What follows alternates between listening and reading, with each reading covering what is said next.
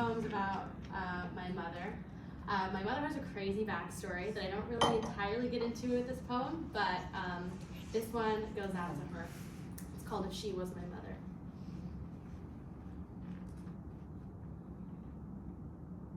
Strike the match. Light the candle.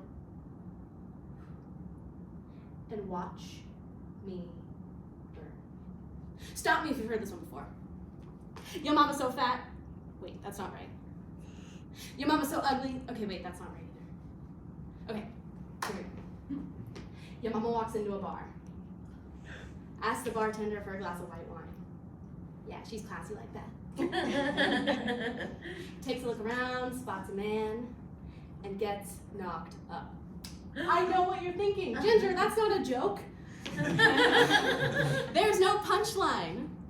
Well, baby, here I am, the fourth biggest punchline she's ever had, and I still don't know who the joke is on. My mother is my mother is my mother is my mother. But if Elizabeth Blackwell was my mother, she probably would have finished college.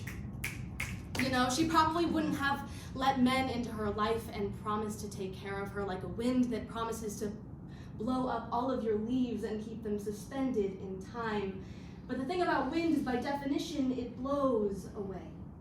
And my mother always says, if I could go back in time, I would do things differently. If she could go back in time, she wouldn't take no for an answer. She wouldn't have asked me, baby, why do you care if men do all the heavy lifting?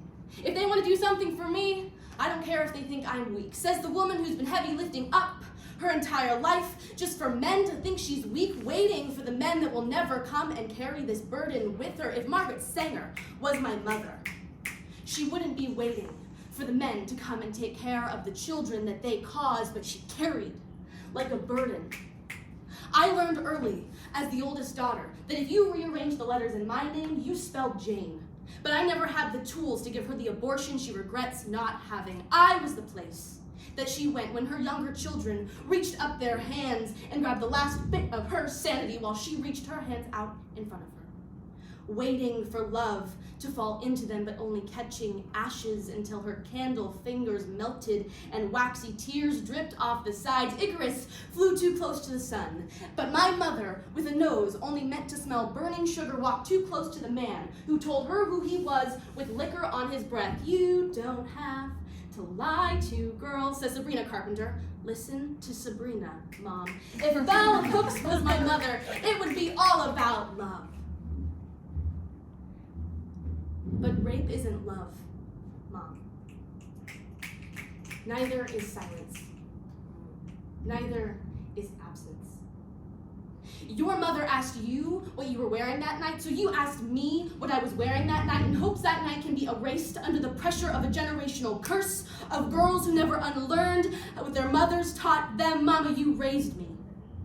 So well, in fact, that I can raise myself up out of this pit that was built for you by a system that teaches you that education is not for happy wives. To my black cat mother, your night lives are almost up, but mine are just beginning.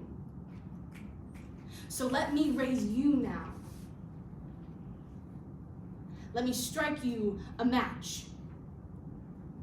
Light your candle and hold my hands around your flame so they can never burn you